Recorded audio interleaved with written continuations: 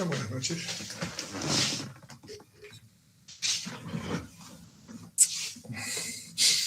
Así tenemos.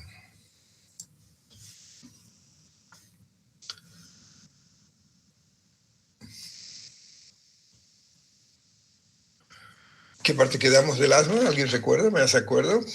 Asma, proceso inflamatorio crónico, reversible, otra palabra que se puede curar, con diferentes clasificaciones y las últimas que habíamos hablado de fenotipo. Ok, nadie me ayuda. Bueno.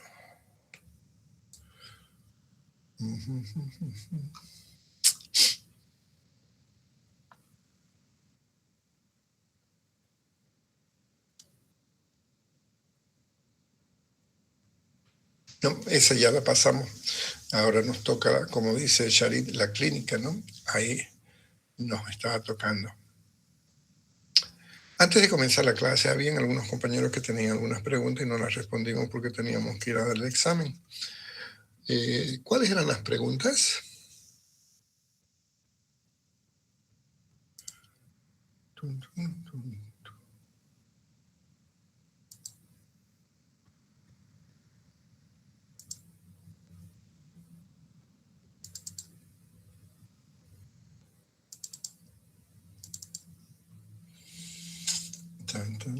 Asma.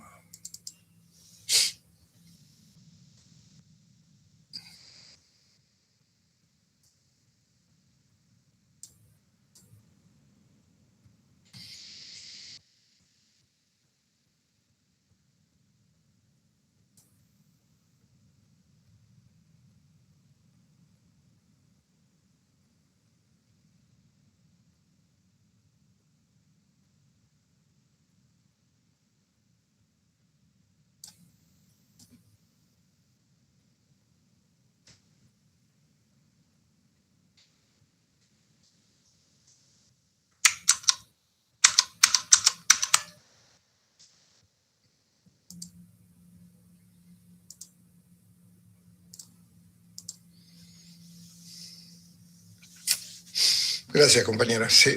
¿Me confirman si se ve la pantalla? Sí, se ve. Se ve bien, doctor.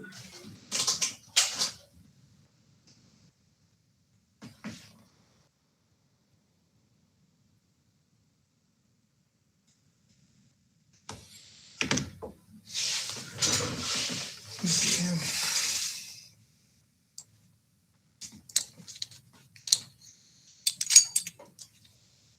Una de las características que mencionamos en varias oportunidades en la clase anterior cuando estábamos hablando del asma es que es un proceso episódico, es decir, que se repite y puede ser por mucho tiempo.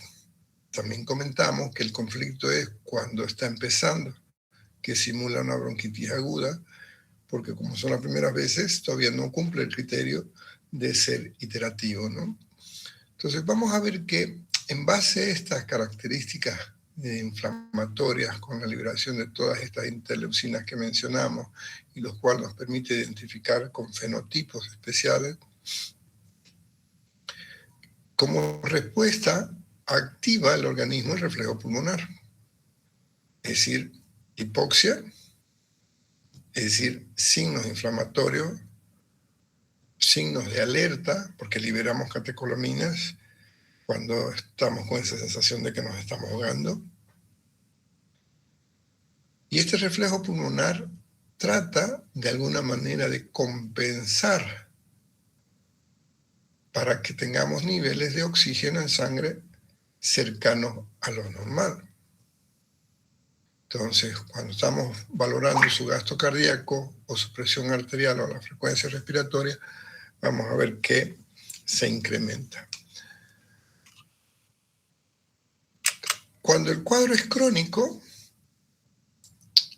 lo reconocemos básicamente por la estructura alterada de su tórax. No solamente vas a ver la estructura del tórax alterada, sino también vas a ver esas uñas con signos de mala perfusión que le hace cambios como si fuera palillos de tambor. Y en etapas avanzadas, donde son cuadros que se repiten por muchos tiempos, vamos a tener inclusive sopladores. Y con el tiempo, otra cosa que nos permite reconocer es que ya no hay los movimientos respiratorios que estamos acostumbrados, es decir, insuflamos el tórax y el abdomen se trae cuando expiramos y se expande porque los diafragmas bajan cuando estamos inspirando. Entonces aquí con el tiempo se puede invertir. Entonces en la anamnesis lo primero que tenemos que buscar es que ya haya tenido este cuadro antes. Además, tratar de identificar en la familia si hay algún tipo de atopía, el cual nos orienta más hacia qué tipo de fenotipo. Y lo difícil es determinar cuál es el alergeno. Esa es la tarea que tenemos que tratar de encontrar, pero como son múltiples y a veces puede ser más de un alergeno que esté provocando esa respuesta, esa cascada inflamatoria, lo que dificulta aún más sobre el agente etiológico. En la anamnesis debemos caracterizar cómo es el tema de la disnea. No todos los pacientes con asma hacen episodios de disnea. Eso que quede claro. Algunos casos pueden ser tan leves que ni siquiera van al médico. Pero en ocasiones la disnea es lo que más le preocupa al paciente por lo que va al médico, porque es tan severa que le dificulta la respiración. Comentábamos en clase ayer que a nuestros pacientes recomendamos que no se duchen con la puerta con llave por si hay algún alergeno en la humedad o en el champú o la crema o el jabón que le provoque esa respuesta y que sea tan severa que no le permita pedir ayuda, porque le quita la fonación. La tos inicia leve, va a depender de qué tanto la respuesta, porque recuerden, la tos es un mecanismo de defensa para tratar de eliminar. Entonces, cuando hay hiperproducción de glándulas mucosas, es detectado por nuestro cilio, por nuestro epitelio, y eso hace que el paciente tenga que toser para tratar de expectorar como un reflejo. A medida que el proceso avanza, otro dato que tenemos que tratar de reconocer en la anamnesis es cómo es la expectoración. Normalmente es una expectoración filante, es decir, que la escupe, trata de salir y se queda medio colgando porque está como y delgadita y blanquecina. Cuando son procesos crónicos, en ocasiones cambia de color esa expectoración, lo que nos sugiere que se está colonizando una bacteria como una complicación de ese acúmulo de secreciones de mocos que sirven a su vez para método de cultivo, ¿no? Entonces, en la anamnesis es claro. Otro dato que generalmente lo dice la familia, especialmente cuando vienen con niños, les está silbando el pecho. Su pecho está como gato. Entonces, puede ser tan fuerte el espasmo que se percibe hasta por fuera. Pero cuando la broncoconstricción es muy severa, ahí más bien ya no percibimos ningún tipo de sibilancia, porque no hay la posibilidad de ese intercambio. Entonces, esas sibilancias que nos dice la familia, también tenemos que preguntarle cómo es. Pero si se recuerdan en la fisiopatología, hablamos de dos fases, una temprana y la segunda fase que demora más. Pero todo esto entre la primera y la segunda fase ocurre en minutos, ¿no? De ahí que, pero con el tiempo, el paciente o su familiar ya conoce cómo es el cuadro y vengo por mi asma. Entonces vos preguntas 2 o 3 cositas para ver si es que ya, cómo le han hecho el diagnóstico, porque a veces el paciente puede confundir un asma por otro proceso. que alguien le hubiera dicho que sea y que no sea. Entonces, siempre como médicos debemos tener la evidencia. ¿Y cuál es la evidencia? De que es un proceso que se resuelve. Son etapas. Cuando empezamos a examinar al paciente, vamos a valorar su estado nervioso. Mientras más sensación de opresión, mientras más hipoxia haya, mayor fatiga vas a tener con el paciente. Y otro dato que te orienta es la intensidad de la fonación. Si el paciente te habla fuerte, quédate tranquilo. En ese momento no estás con un broncoespasmo severo. Pero si el paciente apenas se le escucha la voz, ese es un paciente que está con un cuadro severo. Ese tiene que encender de todas las alertas porque es posible que haga un cuadro mayor. Entonces, la inspección, y siempre no se olviden,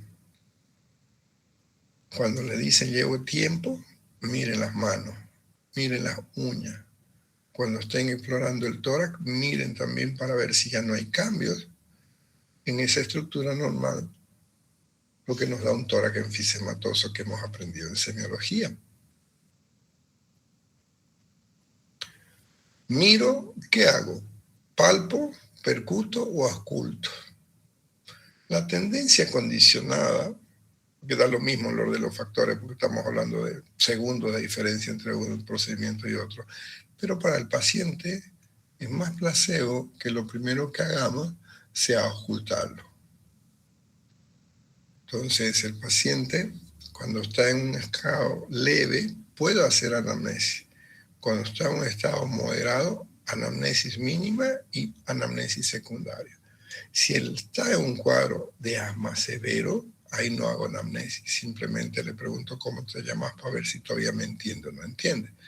Porque la hipoxemia te puede alterar el estado mental, como también la hipercapnia, porque como no puede haber el intercambio, así como no está ingresando los gases o moléculas de oxígeno, también no estamos eliminando en nuestro cuerpo las moléculas de dióxido de carbono que son perjudiciales para el metabolismo celular. Entonces, esos datos que estás haciendo mientras estás haciendo la inspección, y de ahí ocultas y vas, como aprendiste en semiología, el estetoscopio en la tráquea, a la mitad del esternón, debajo de las clavículas, encima de las clavículas. O si estás sentado, le pides que cruce los brazos y en la zona de las líneas de Musso que conocemos, auscultamos. El murmullo vesicular puede estar alterado dependiendo del broncoespasmo. Si está muy cerrado, vas a tener disminución del murmullo vesicular. Pero no solamente lo vas a sentir a nivel del tórax, también te vas a dar cuenta a nivel de la tráquea, la intensidad del pasaje de aire por las cuerdas vocales. Luego pasas a reconocer los ruidos del bronquio. El bronquio siempre tiene roncus y tiene sibilancia. Los crépitos son más de alveolo. Entonces encuentras roncus, sibilancia, y la sibilancia, una de las características que vas a tomar en cuenta es que son más de predominio expiratorio. Eso habitualmente nos ayuda a diferenciar entre un cuadro y una bronquitis aguda, desde el punto de vista de la semiología, porque desde el punto de vista de la semántica, agudo y crónico, la diferencia está en los tiempos que lleva el paciente con la enfermedad. Miramos, auscultamos, respire con la boca abierta, meta aire, 2 o 3 ciclos. Luego, con el mismo estetoscopio, valoramos la fonación y le pedimos que diga 33 y vamos auscultando. Luego paso a la palpación. Hago la expansibilidad respiratoria, anterior y superior, o la técnica lateral, dependiendo de la comodidad del paciente. Aunque si mi sospecha en anamnesis es de asma, La expansibilidad va a estar alterada dependiendo del tiempo de evolución, como también dependiendo de la severidad del broncoespasmo. Percusión, siempre de rutina, vamos a encontrar un tórax sonoro normal. En etapas avanzadas, donde ya hay un tórax enfisematoso, vamos a tener tendencia al timpanismo. Inspección, palpación, percusión, auscultación. Desde el punto de vista del examen, hoy acompañamos casi siempre en el bolsillo un oxímetro. Se recomienda ver la pulsoximetría, la cual te va a servir también para controlar cuando estés haciendo el medidor de pico de flujo, el peak flow, para ver cómo estás respondiendo a tu tratamiento.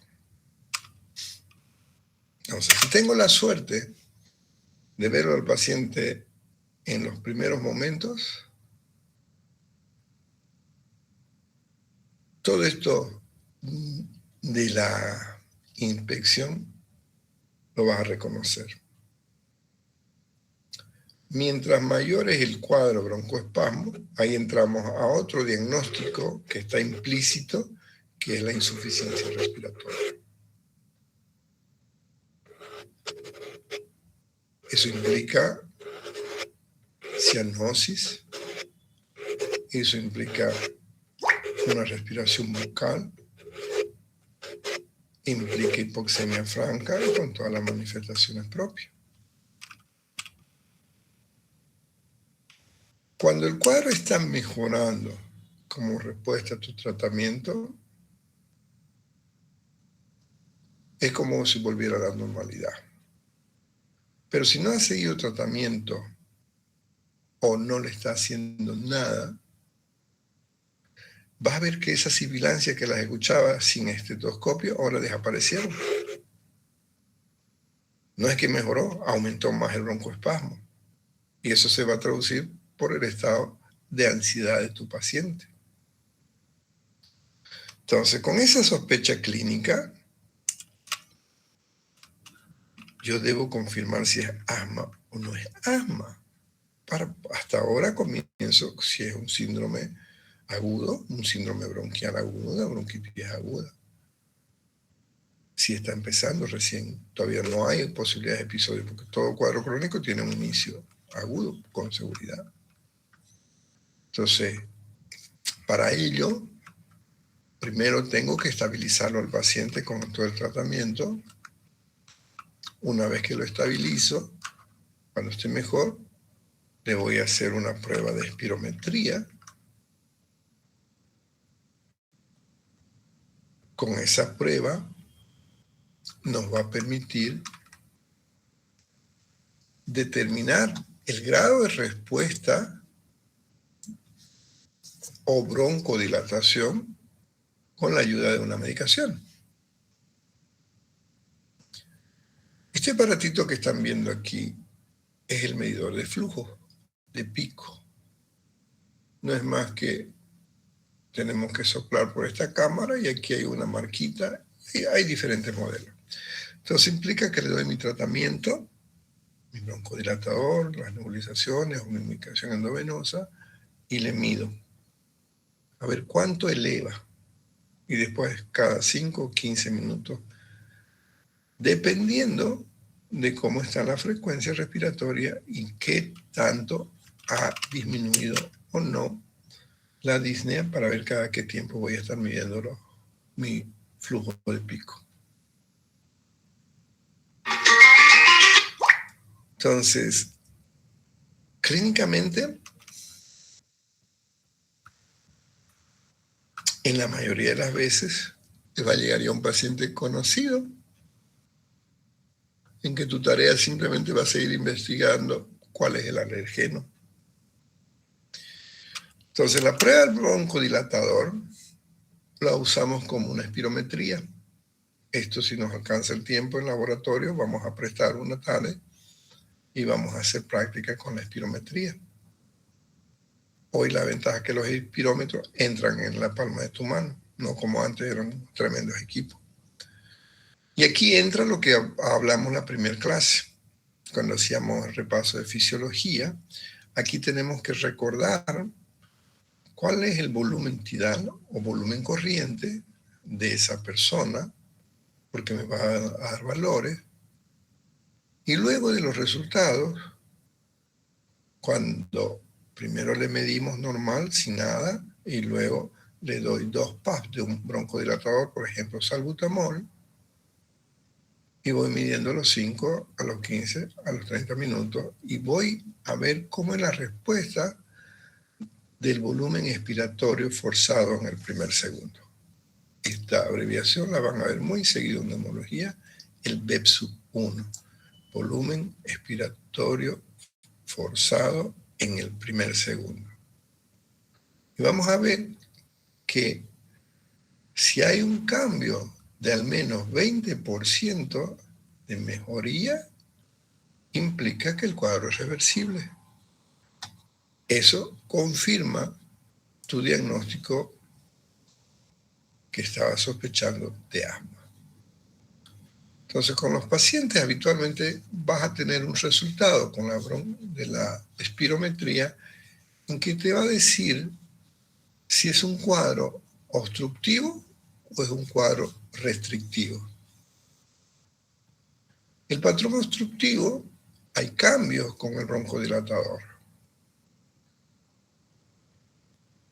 O sea, negativo decimos cuando apenas alcanza el 12% o menos, entonces no es reversible, no hay una respuesta, tiene que haber 50 para arriba.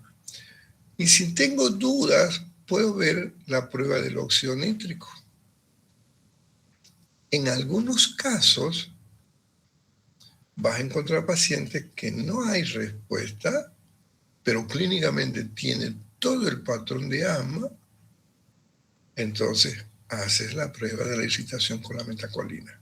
En vez del broncodilatador, le das un producto irritativo para provocar ese cuadro de hiperrespuesta bronquial. Entonces, una espirometría normal es posible que sea cuando el paciente no esté con el cuadro inflamatorio. Con el tiempo, vas a ver que puedes objetivizar, es decir, puedes medir la respuesta que tienes ante la provocación de ese proceso inflamatorio. Ahora, con este tipo de estudio, no solamente la espirometría te va a tratar de ver si responde o no responde como la reversibilidad, sino también te puede medir la respuesta al tratamiento. Entonces te permite para hacer controles. Entonces, ¿se acuerdan cuando hablamos de la clasificación? Nos orienta en los fenotipos y endotipos para ver si su fenotipo o su característica en ese grupo de personas sea de característica alérgico, con niveles eosinofílicos, o la posibilidad que haya una relación con la obesidad y además que puede presentarse tardíamente en un adulto. Entonces, el alérgico, ¿cuál es su característica? Es común en los niños, antecedentes de alergia y hacemos ingluna elevada, inespecífica. Pedimos biomarcadores. Sin embargo, en el TADIO, fíjense que no tenemos una respuesta como quisiéramos con los biomarcadores. Es variable. Entonces, generalmente, lo que te va a orientar en el diagnóstico, porque no vas a tener ni alergia, es la forma de presentarse en episodios, es decir, que va y viene. Esto me gustaría que tomen en cuenta porque en la práctica siempre hago una pregunta en el examen relacionado a que saquemos cuánto es la respuesta al medicamento si nos basamos en el peak flow. Peak en inglés, flow, el flujo de pico. Entonces, la fórmula que vamos a utilizar es cuánto es el valor mayor que se tuvo menos el valor menor que se tiene por 100 dividido sobre el valor mayor. Ejemplo, valor mayor son 400 litros por minuto, su valor menor 300 litros. ¿De dónde saqué el 400 y el 300? De la marquita. Cuando sopla el paciente me da una marca, si es en los métodos clásicos, o si quiero en los métodos caritos para tener un consultorio fashion.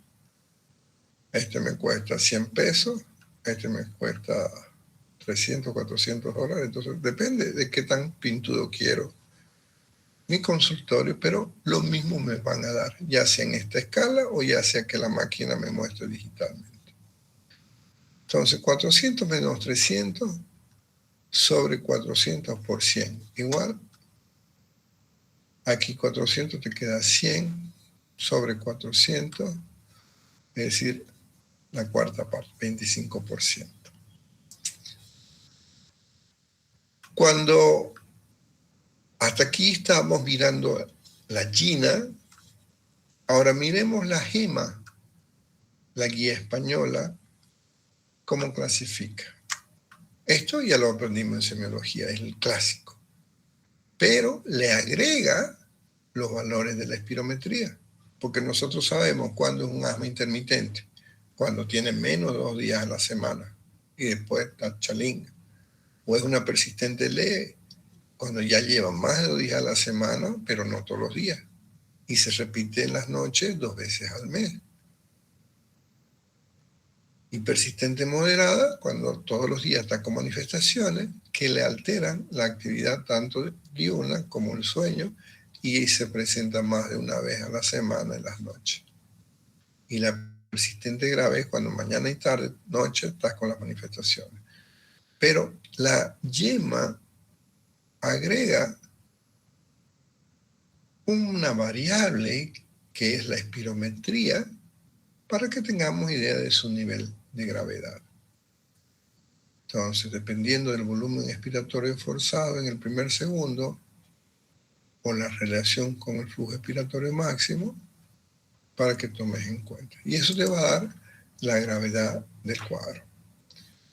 Y cuando lo estés controlando al paciente, te da otra escala, la GEMA, para ver si está bien controlado, parcial o mal controlado. Entonces, es importante que hagamos el seguimiento porque si tu esquema de medicamento no está resolviendo el cuadro, tienes que hacer algo. Y ese algo o aumentas dosis, o cambias medicamentos, o combinas. Entonces, esta escala es tan práctica porque el paciente es el que te dice, doctor, tú te das cuenta si es en el día o es en la noche. Y cuántas veces a la semana. Para tratar de ver el grado de función respiratoria comprometida, además de toda la clínica que hemos mencionado, conviene tener una evidencia que es la gasometría arterial. Aquí vas a medir cuánto está oxigenando tu cuerpo a través de la presión arterial de oxígeno. Tienes que tener un valor arriba de 90. Si es un paciente asmático, dependiendo de la gravedad, va a ir bajando estos valores. Pero también te permite ver cómo está el dióxido de carbono. 35-45 aprendiste. Pero cuando el paciente está en estado de crisis, no hay posibilidad del intercambio, entonces así como el oxígeno está bajo, el PCO2 va a estar aumentado. Y a medida que aumenta, nos altera otra cosa en nuestro organismo que se conoce como una acidosis respiratoria. Entonces ya tienes una complicación más debido a esta alteración de la función respiratoria provocada por un broncoespasmo sostenido y prolongado. Entonces, no solamente vamos a ver estas 3 variables, sino también vamos a ver cómo está el bicarbonato para ver el grado de compensación. Y así como te altera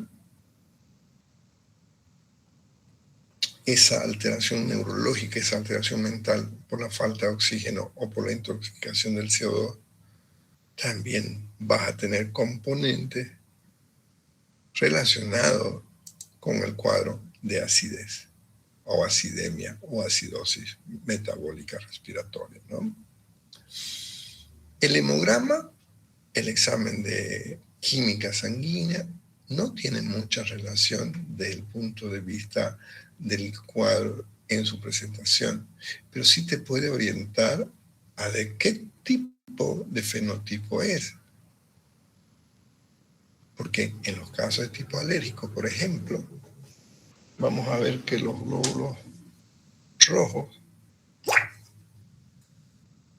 si es un cuadro crónico, va a estar con tendencia a poliglobulia. Y lo que esperamos ver en la serie blanca es el reporte de la cantidad de eosinófilos. Ayuda también, cuando estás en etapa de crisis, solicitarle una citología de la saliva, de la expectoración. Entonces, aquí vas a ver diferentes tipos de cristales, como también la presencia de eosinófilos.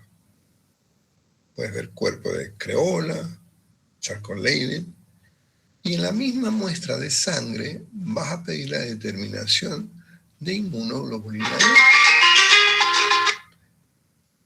que en los casos donde hay eosinofilia elevada, probablemente también tu inmunoglobulina. Y esto te orienta a qué grupo de fenotipo tienes de paciente para poder hacer un mejor enfoque de tu tratamiento. ¿Al paciente asmático le pido una radiografía para el diagnóstico de asma? No. ¿Para el diagnóstico de asma? No. Pero sí para ver las complicaciones del asma o la evolución del asma. Un cuadro agudo, el broncoespasmo no se nota. La hipoxemia no se va a notar en ese parénquima. Pero en los cuadros prolongados vas a tener este tórax ancho y los diafragmas, en vez de estar como campanita, van a estar aplanados. Entonces, con la radiografía vos podés decir, pucha,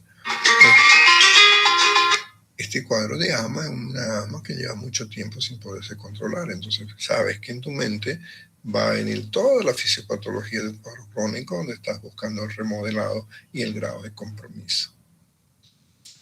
Y lo otro que te orienta, como es un paciente asmático crónico, ya su sistema inmunológico en esta parte del epitelio puede tener algún tipo de alteración.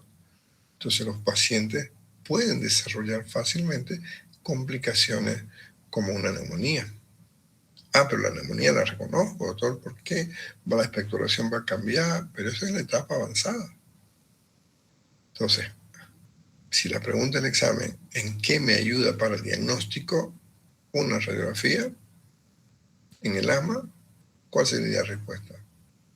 En el diagnóstico del asma, para nada, en nada. Para ver la evolución, sí, para ver las complicaciones, sí, pero no para el diagnóstico. Que quede claro para la pregunta del examen. Estoy adelantando una pregunta para Marte. Existen otras pruebas que pedimos también, que son los marcadores de inflamación. Vamos a ver cómo es el esputo inducido, vamos a ver cómo están los niveles de óxido nítrico exhalado, y el condensado de aire exhalado es solamente para investigación, no lo pedimos de rutina.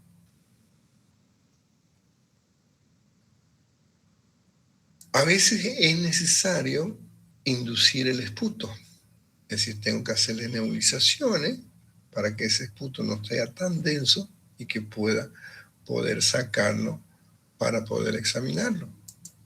¿Y qué vamos a mirar? En el microscopio hacemos una tinción de 100 Nielsen y ahí vamos a ver qué cantidad de polimorfos nucleares o eosinófilos o linfocitos hay en esa expectoración. Su recuento de los eosinófilos nos ayuda en el diagnóstico como también en la evolución, porque si está respondiendo mi tratamiento, vamos a ver que la cantidad de eosinófilos en el esputo van a ser disminuida. Entonces, en 2 momentos tengo que pensar la importancia del recuento de los eosinófilos a través de una inducción del esputo. El óxido nítrico exhalado, cuando lo medimos, va a ver básicamente el nivel oxidativo que hay, ¿no? Entonces, una vez que tú defines que tenés un diagnóstico de asma, pero con el apellido, ¿qué tipo de asma? ¿Leve, moderado o severo? ¿Qué tienes ahí? ¿Has podido identificar el fenotipo? O sea, son 3 argumentos que tengo que determinar para enfocar mi tratamiento. Repito. Lo primero, ok, es asma. Pero ¿qué tipo de asma? ¿Leve, moderada, severa? ¿Qué tipo de paciente asmático? ¿Está debutando? ¿Es su primer episodio? ¿O es un paciente que ya lleva tiempo y ver cómo responde usted? Lo otro, puedes identificar el fenotipo, si es de grupo alérgico, no es de grupo alérgico, o es de los obesos, o de los que hacen con ejercicio. Y algo que es importante, además de reconocer que si te viene ya un paciente con asma, tienes que determinar qué tipo de esquema de tratamiento viene usando en los últimos 3 años para poder medir el grado de respuesta. Entonces, una vez que tienes claro, planteas tu objetivo. ¿Qué querés hacer con el tratamiento? ¿Para qué le das un tratamiento a tu paciente? Entonces, ahí, en ese pensamiento, tiene que entrar tu estrategia farmacológica. ¿Qué vas a usar? ¿Controladores o aliviadores? Entonces, yo voy a buscar, como dijimos hace un momento, que el paciente haga su vida normal o casi normal con la medicación que le esté administrando. Si no puedo tenerlo normal y estoy en la esperanza de que sea casi normal, entonces debo adelantarme en qué momento se presentan esas agudizaciones para que el paciente esté con la medicación. Y algo que aprendimos cuando hablamos de la ley 3131 es que todo medicamento tiene un efecto adverso, que hay que comentárselo al paciente para que él esté alerta. Mire, va a estar temblando, va a estar nervioso, va a estar con ganas de vomitar, o con el tiempo puede ser que se haga diabético, que le dé osteoporosis por el corticoide que vamos a tener que usar por años, etcétera, etcétera. Tampoco le vamos a poner así tan pesimista, ¿no? Pero sí tenemos primero convencerlo que es un cuadro que se cura. Reversible, ese es su título. Proceso inflamatorio reversible. Pues esto, como nosotros como médicos le tenemos que tener claro al paciente que sí se cura, pero que en ocasiones hay que tener un poco de paciencia mientras se determina qué es lo que le provoca. Nosotros sabemos, en palabras nuestras, la búsqueda del alergeno, ¿no? Entonces, cuando tengas tus objetivos claros y si logras determinar cuál es el antígeno para evitar esa sensibilización, o si tienes suerte y consigues una vacuna, aunque puedo darles un trabajito por un punto para que entreguen a la vuelta de sus vacaciones.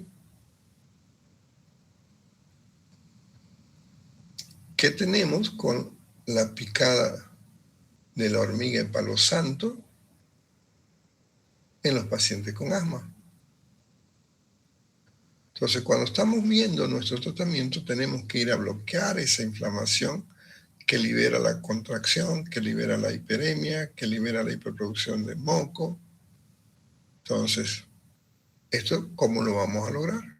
Básicamente, teniendo medicamentos que antagonicen esa situación y que permitan, además de bloquear, relajar esa contracción. Pero recuerden, somos optimistas, pero también tenemos que ser realistas.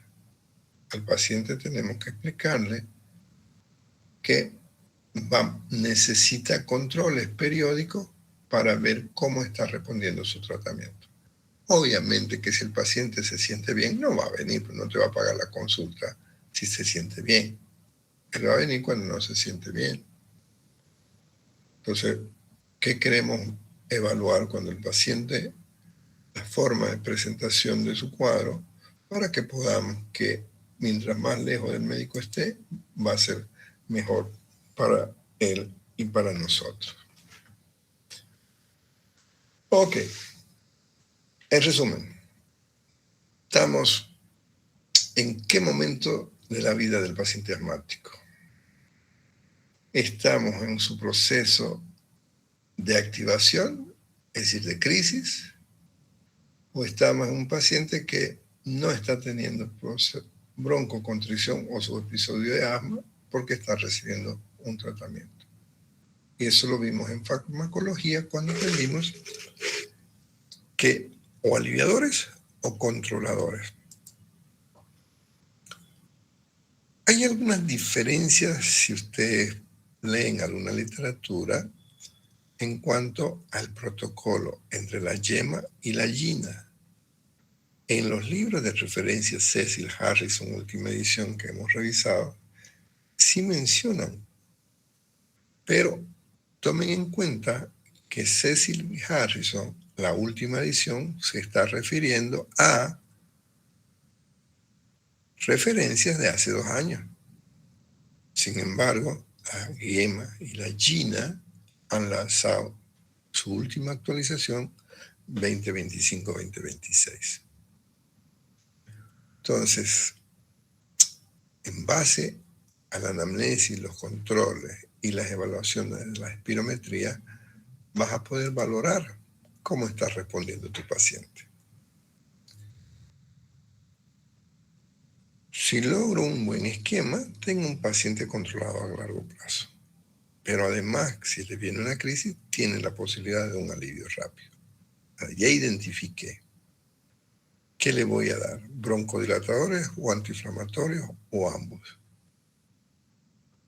Cuando hablamos de broncodilatadores, es decir, que va a ir a bloquear esa contracción del músculo liso, aquí básicamente tenemos 3 grupos. Los agonistas beta-adrenérgicos, salbutamol, formoterol, albuterol, indacarterol. O del grupo de las metilsantinas, que la dejamos solo para casos extremos, o los riesgos adversos, o los anticolinérgicos, hipatropium, tirotropium, entre ellos. Y los que evitan o antiinflamatorios básicamente son otro grupo de medicamentos y algunos muy nuevos. Corticoides, inhibidores leucotrienos, antagonistas receptores LK, que son la tendencia actual para tratar de controlar aquellos casos difíciles. Recordemos un poquito de farmacología. Aprendimos que los agonistas beta-2 adrenérgicos básicamente lo que buscan es estimular los receptores beta-2 para que pueda disminuir la respuesta inflamatoria y permita relajar la musculatura lisa. Deme un segundo, voy a ir a sacar ese gato, si no me va a hacer ladrar los perros y no nos va a dejar charlar.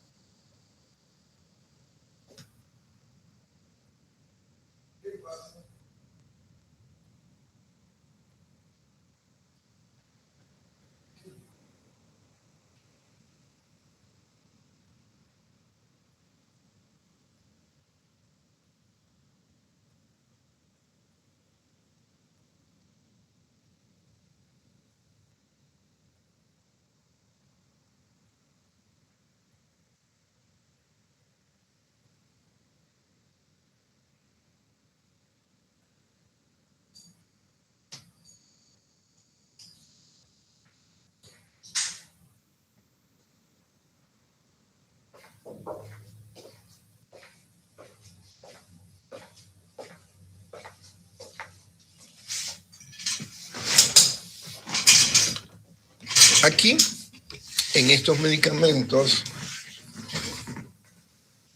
vamos a ver que estaban los que le decía en la anterior clase de Saba Lama.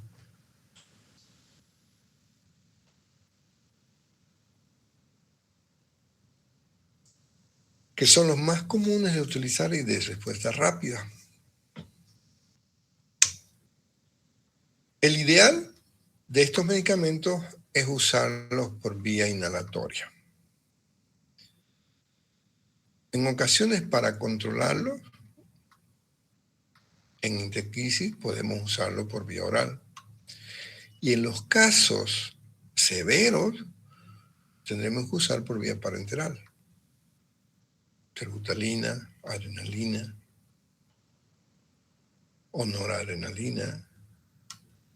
En caso donde ese broncoespasmo es severo y ni intubado el paciente mejora, tenés que dar lo que se supone que actúa más rápido, siempre y cuando haya respuesta, ¿no? Entonces, dentro de este grupo de los beta-adrenérgicos tenés el salbutamol, fenoterol, terbutalina, clenbuterol, adrenalina. Esto lo aprendimos en farmacología. Y de aquí lo que quiero que se recuerde que hemos dicho en la anterior clase, que tenemos que identificar cuáles son de acción corta y cuáles son de acción prolongada. Porque el tiempo de vida medio que va a tener el medicamento te va a orientar. Si voy a pensar en un SABA, que era SABA Short Acting beta-adrenérgico. Su tiempo de acción, 4 a 6 horas, 6 a 8 horas. Sin embargo, vas a tener los de acción prolongada hasta 24 horas, aunque la mayoría son 12 horas. Pero si usas un indacaterol o un olodaterol, te estás asegurando tratamiento de 24 horas. Eso es cuando tienes la suerte de que reconoces este grupo de pacientes que te está respondiendo. Saba Lava, Sama Lama, ¿ok? Saba no es lo mismo que Sama. Lava no es lo mismo que Saba, ¿ok? Solo acuerden, el Sa y el A es simplemente el tiempo de acción, corta o larga. Vamos a ver que otro elemento que tienen que ver cuando el paciente compre su medicamento es cuál concentración le vas a dar. Y fíjate que las concentraciones, por ejemplo, en los inhaladores, los PAF, de acción corta, su cantidad no hay relación con los de acción prolongada. Y lo que tenemos que tomar en cuenta es en qué momento va a comenzar su acción. 3 a 5 minutos, por eso decía, normalmente controlamos con el peak flow cada 5 minutos o cada 15, dependiendo de su respuesta. Pero ojo, que cuando usen salmeterol, que es de acción prolongada, a veces va a tardar hasta 45 minutos en que se recién responda. Es decir, hoy la tendencia es que usemos un NOLED acción prolongada para los casos de crisis. En las anteriores guías nos recomendaban que para las crisis, primero uno de acción corta y después de acción prolongada. Hoy hay un poquito de controversia apuntando a que deberíamos empezar con los de acción prolongada. Pero tomen en cuenta que un salmeterol no esperes que mejore rapidín el paciente. Entonces, habitualmente lo que hacemos es combinado y lo damos para mantenimiento. Como la respuesta no siempre es fácil, vamos a ver que el mercado nos favorece, aunque se rompe una de las leyes del medicamento, porque la ley del medicamento de Molina recomienda que sean medicamentos individuales. Aquí vamos a tener combinados. Podemos combinarlo con un corticoide o con un anticolinérgico o inclusive los tres. Entonces, cuando la respuesta no va como uno quiere, entonces uno va alternando o va sumando, como les dije. Y otra de las cosas buenas que han habido para los pacientes asmáticos es la comodidad. Existen parches que te lo colocas y te va liberando tu broncodilatador. Costó que ingrese, pero hoy en Bolivia lo tenemos de forma natural. Entonces, en resumen, lo que buscamos es acción inmediata de estos beta-agonistas de acción corta que entre 1 a 6 minutos van a hacer, y dependiendo de cuál esté utilizando para determinar si va a durar corta o largo, 4 horas, 6 horas, 8 horas, 12 horas o 24 horas. Y por favor no se olviden, los casos graves, cuando vamos a usar, va a ser por vía subcutánea y rara vez por vía endovenosa, si me refiero a la adrenalina o la epinefrina, ¿sí? Pero otra de las cosas que debemos considerar en estos pacientes de difícil control es que se conviene rotar entre medicamentos, ya que mantener uno solo tiene sus desventajas, porque como no responde como uno quisiera, comience tu paciente a tener reactivaciones. A pesar de estar con la medicación, el paciente comienza a presentar nuevos episodios, ¿no?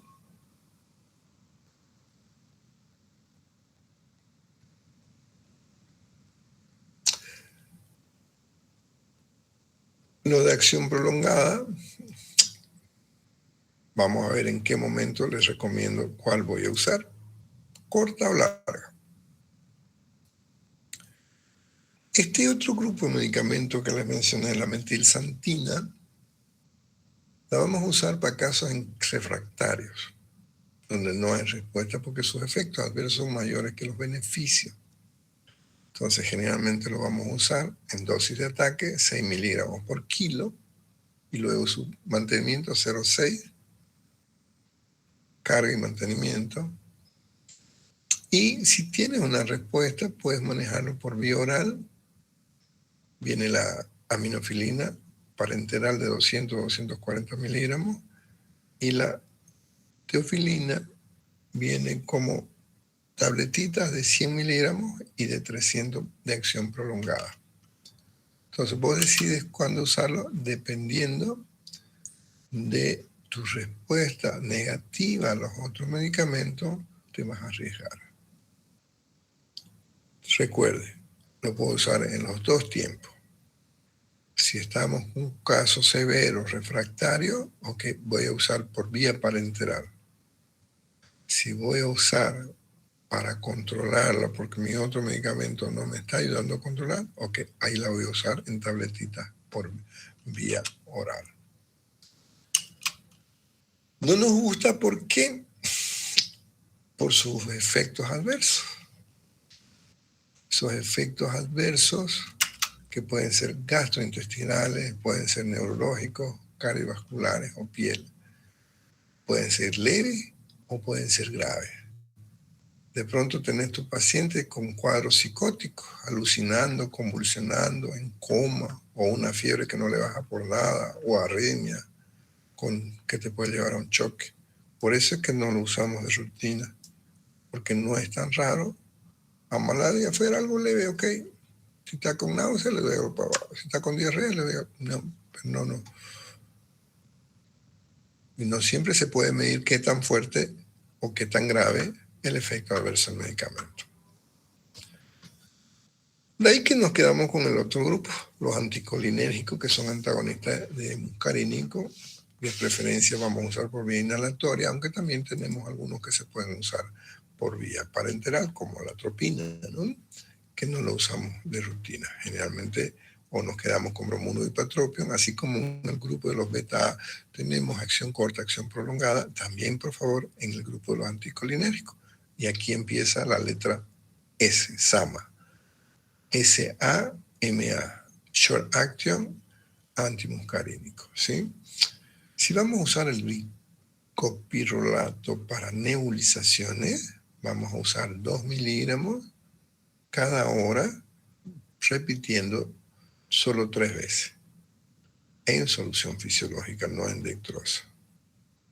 Si vamos a usar bromuro de ipatropio, generalmente equivale a 0,5 microgramos, o lo puedo usar Habana, o podemos usarlo en solución para preparar una nebulización. Cuando usen nebulización, tomen en cuenta que el betagonista usa solo no más de 3 gotitas. Cuando usas los anticolinérgicos, a veces usas entre 20 a 40 gotas. Atento para no confundirse y no provocar mayores efectos adversos.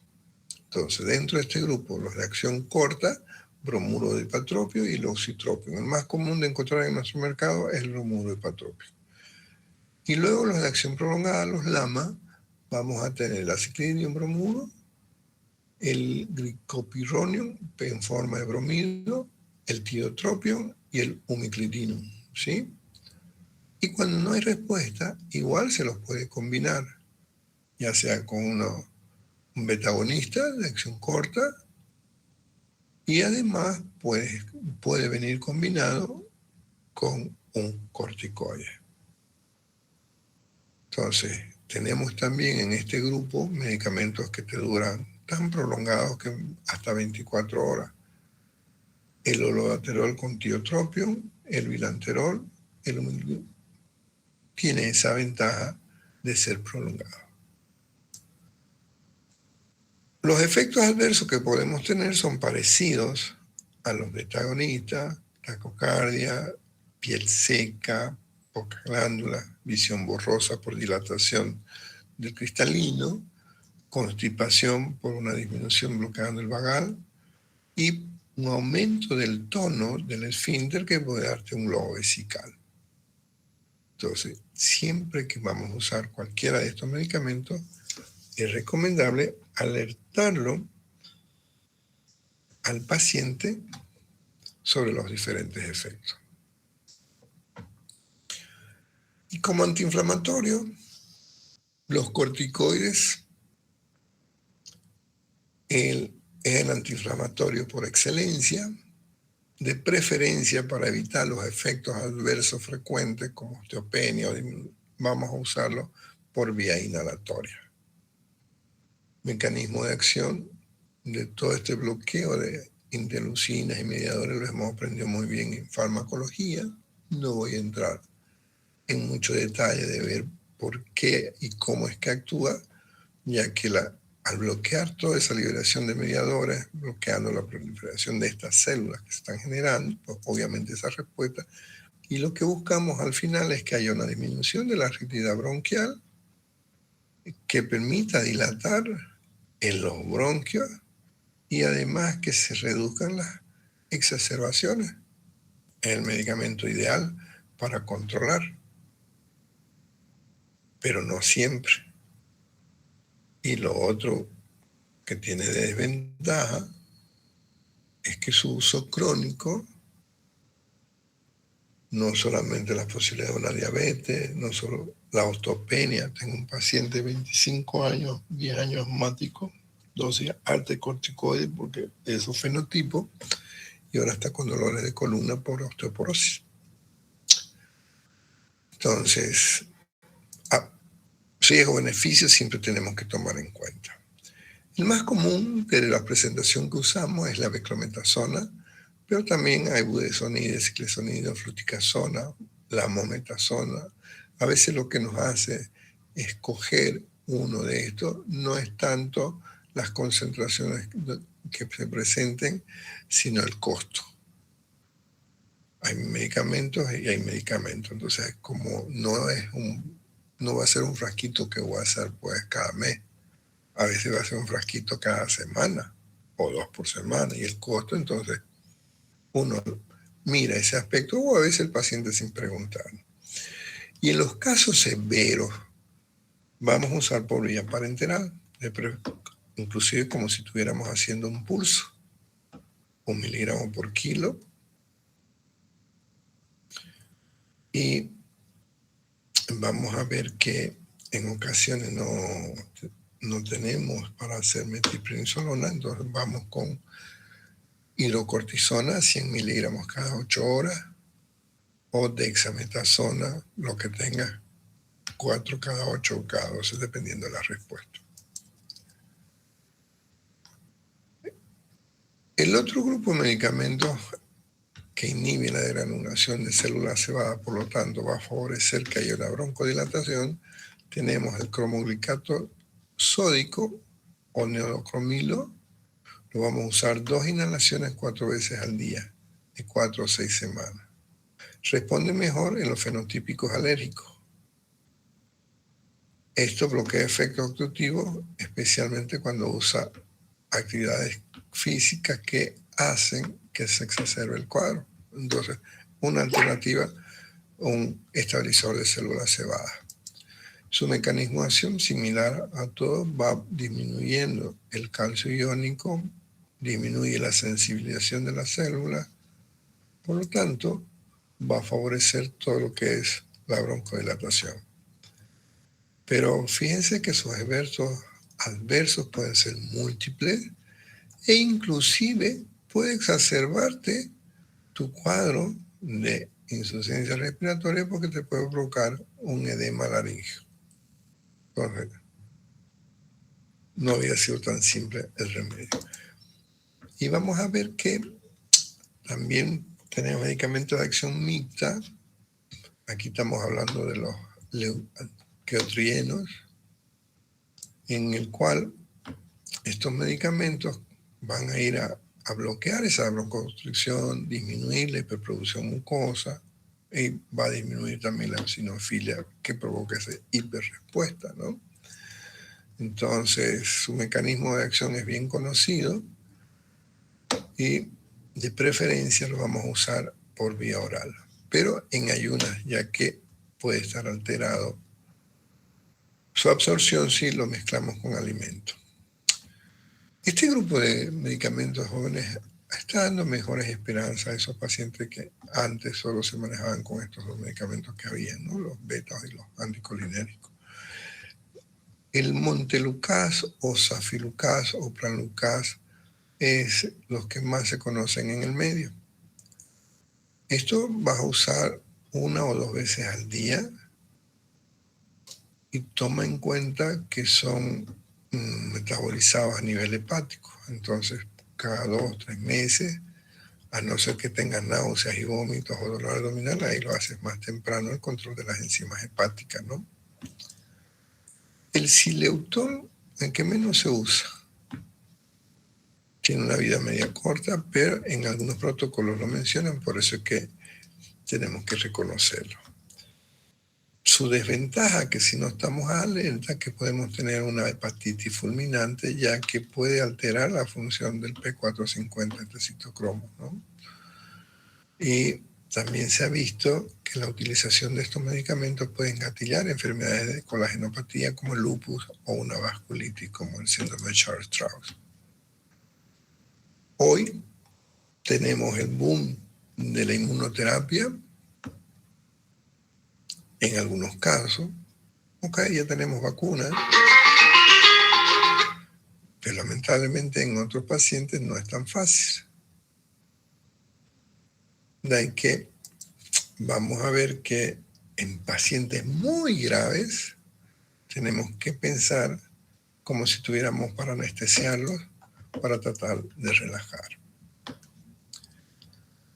Entonces, en el tratamiento les comentaba en la clase anterior que hay escalones. Estos escalones han cambiado un poquito entre la última versión de la GIM y la GINA, pero son los que más se siguen utilizando. Y los escalones, ¿en qué me baso?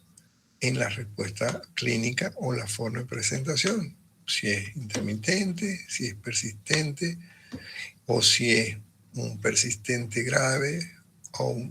Entonces, ¿qué voy a usar? De preferencia, esta guía menciona iniciar siempre con un corticoide inhalado y un betagonista de acción prolongada, en leve, fíjense. Y como alternativa, dosis baja de tu corticoide inhalado más uno de acción corta demanda, es decir, cada 4 horas o cada que sienta fatiga. Hoy la tendencia ya no a hacer solo SABA, no dar un solo medicamento. En el persistente similar, corticoide con un beta-agonista de acción prolongada y a demanda de un short. En los casos graves, ahí combinamos y consideramos medicamentos biológicos. Piense, o alterno entre los LABA o los LAMA o los SAMA, pero ya comienzo a considerar biológicos, es decir, el paciente tiene mucho riesgo de complicarse. Entonces, en el escalón 5, para esos pacientes graves, ya combinamos lo que usábamos antes, el corticoide inhalado, el beta-agonista de acción prolongada, por ejemplo, formoterol, y el antimuscarino de acción prolongada, el LAMA, por ejemplo, el tirotropio. El hipatropio es SAMA, el tirotropio es LAMA. Y voy combinando lo que pueda tener o lo pueda conseguir. Si voy a usar inmunológico del grupo de antiinmunoglobulina E, como el omalizumab, o antileucina 5 o 6,5R, el MEPO, o el benalizumab, o el dopilumab. Y corticoides orales, en los casos graves, no como antes, que lo usaba, ahora solo como último recurso. ¿Por qué evitamos usar prolongado? Por los efectos adversos. Oral, una úlcera gástrica por corticoide, no es nada raro que presente además como complicación una hemorragia. En la última actualización de la China, en 2025, que este es su actualizado en noviembre, ya dice adiós a los pasos rígidos. Es decir, que pensemos en un camino de 2 vías. La lógica ya no es paso por paso, step 1, step 2, step 3, paso 1, 2, 3, no, porque organiza a través de estas 2 vías, es decir, de combinando medicamentos para ir controlando y ajustando dependiendo de la respuesta. Es preferible la vía 1, que es similar al paso 1 y paso 2, usar corticoide inhalado más tu beta prolongado, ya sea como controlador y como rescate. ¿Se acuerdan que de rescate decíamos simplemente los de acción corta, ¿no? Entonces, esto lo puedes usar en un leve, en un moderado, en un severo, sin ningún problema, lo que vas es cambiando. O sea, es más simplificado que ir de paso 1, paso 2, paso 3, paso 4.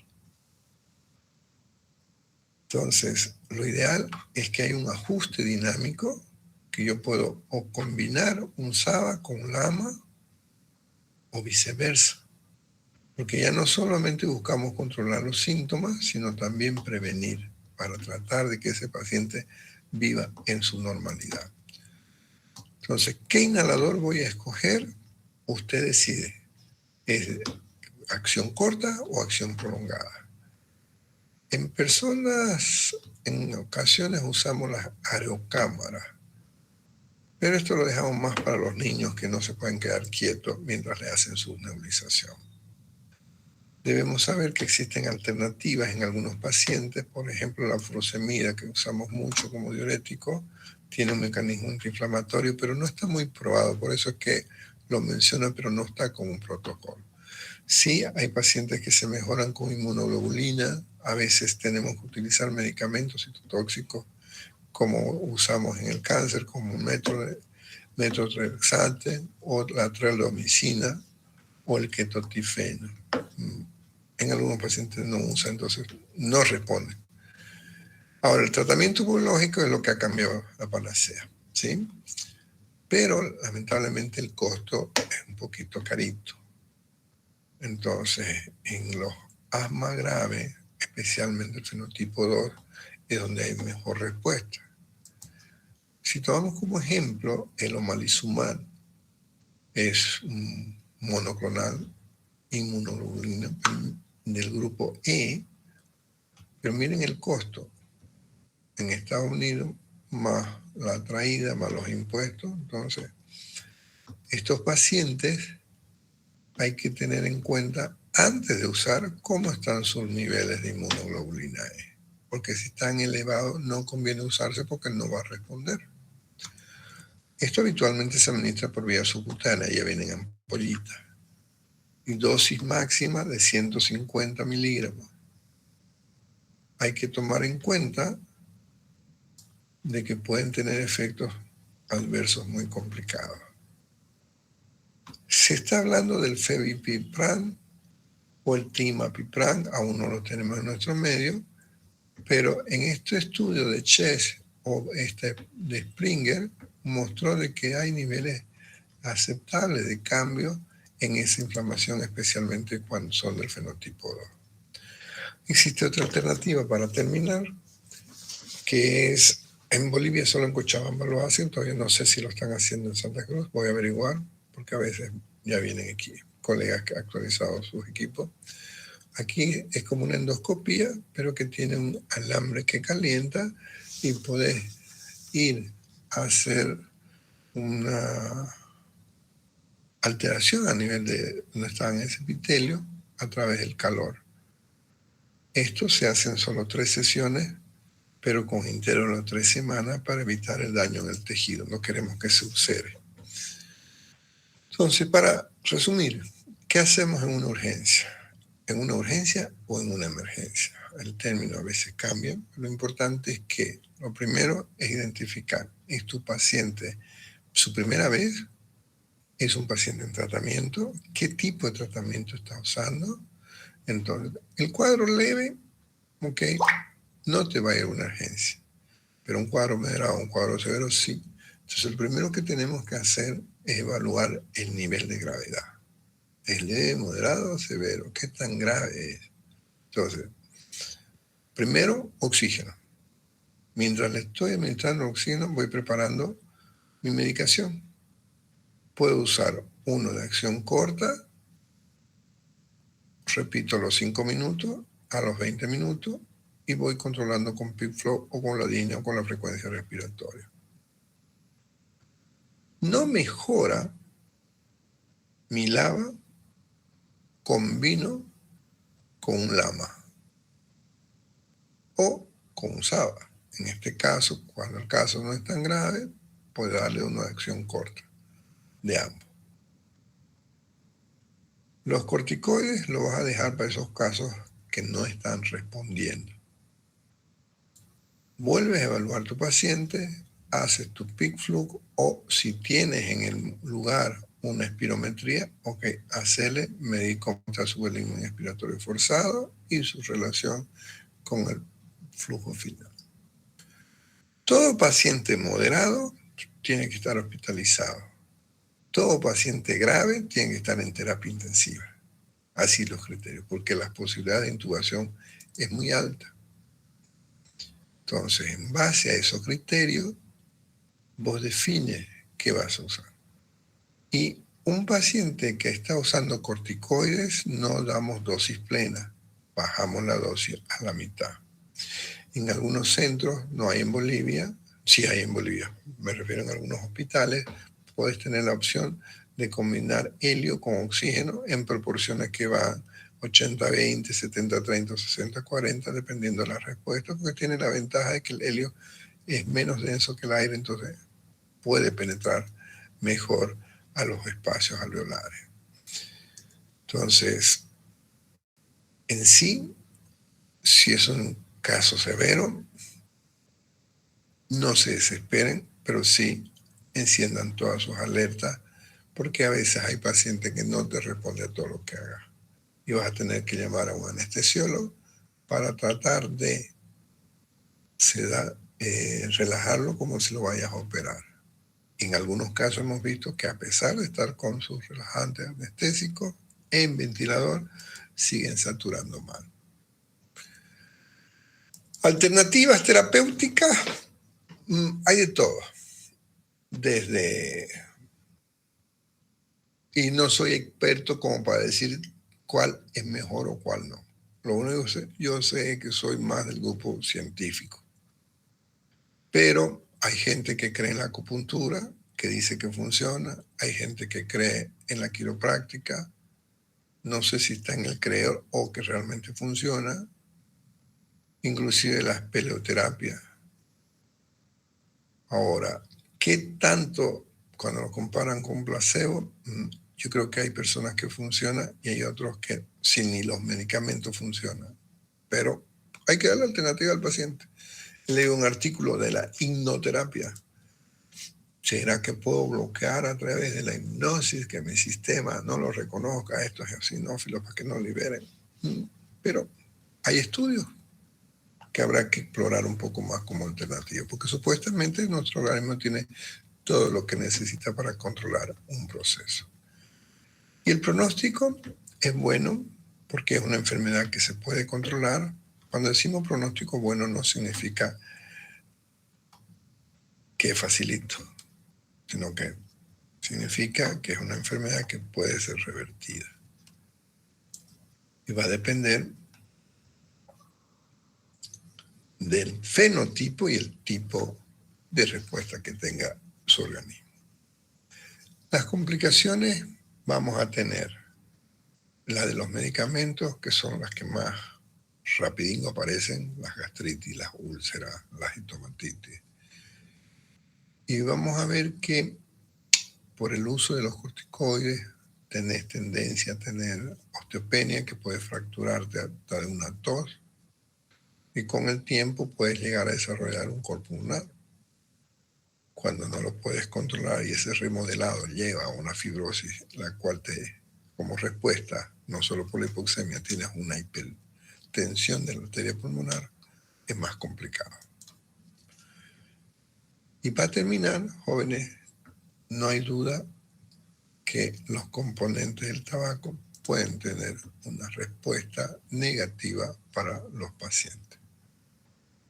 Para los que quieran leer un poquito más de las actualizaciones, recomiendo estos links, aunque puedes preguntarle directamente a tu asistente a Notebook. Para el examen, después que le tiren un repaso, lean este cuadro y ahí van a entender todo ese proceso que hemos hablado en estas dos clases.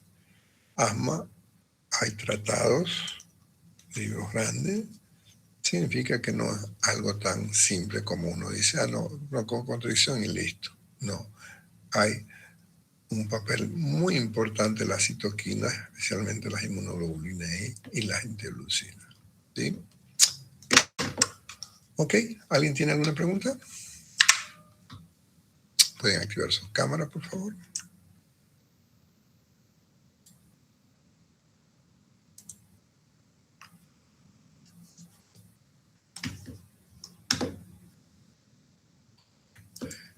¿Alguien tiene alguna pregunta?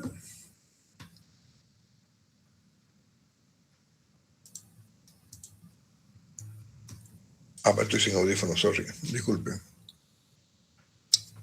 Levante la mano si que hay preguntas. Me quedé con el audífono afuera. Ok, no hay preguntas.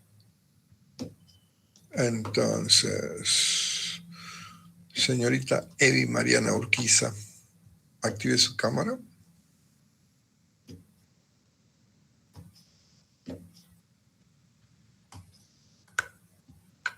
Ok. Solo está conectada, pero no está en la sala.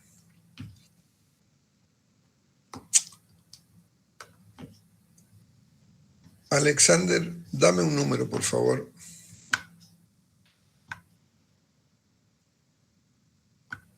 Perdón. ¿El 8? 8, gracias. 4, 6, 7, 8. Jennifer, ¿me escucha? Cric, cric. ¿Qué va a ser el 28 de julio a las 8 menos cuarto de la noche?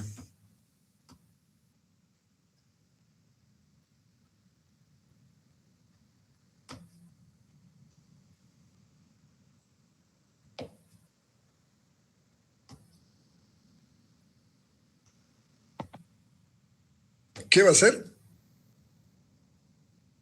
No le escucho. No le escuché, perdón. ¿Alguien escuchó a su compañera qué dijo? Yo no tuve la suerte.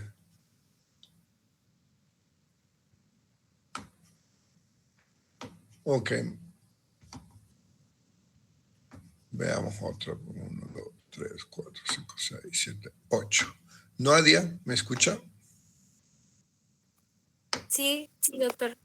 No le escucho a su compañera Jennifer. A ver si usted... Hola. ¿Qué va a hacer el 28 de No le julio? escuché. El examen, doctor. El examen. Gracias, Nadia. Por favor, tomen en cuenta 28 de julio, 19:45, volviendo de las vacaciones, nuestro examen. Bronquitis aguda, métodos complementarios, neumonía, neumonía necrotizante, abscesos, atípica y tuberculosis y asma, seitemingafacelingo. Les deseo que tengan una bonita vacación y que disfruten, que aprovechen. No estudien tanto, disfruten sus vacaciones, midan su tiempo un poquito para repaso, pero que sea más para diversión, por favor. Que lo disfruten. Gracias, doctor. Muchas gracias, doctor. Que les vaya bien. Una consultita, doctor. Sí, dígame. ¿Mañana nos toca la práctica directamente en el hospital, doctor, o va a ser virtual? No, mañana... No, depende de la gasolina, le cuento, Carol. Está complicadingo conseguir gasolina. Les aviso hasta la mañana. Tengo la esperanza de levantarme temprano, conseguir gasolina. Ya, doctor. Y hasta el mediodía les aviso cómo va a ser la modalidad. Listo, gracias, doctor. Bueno, buenas noches. Gracias, doctor. Buenas noches. Hasta luego.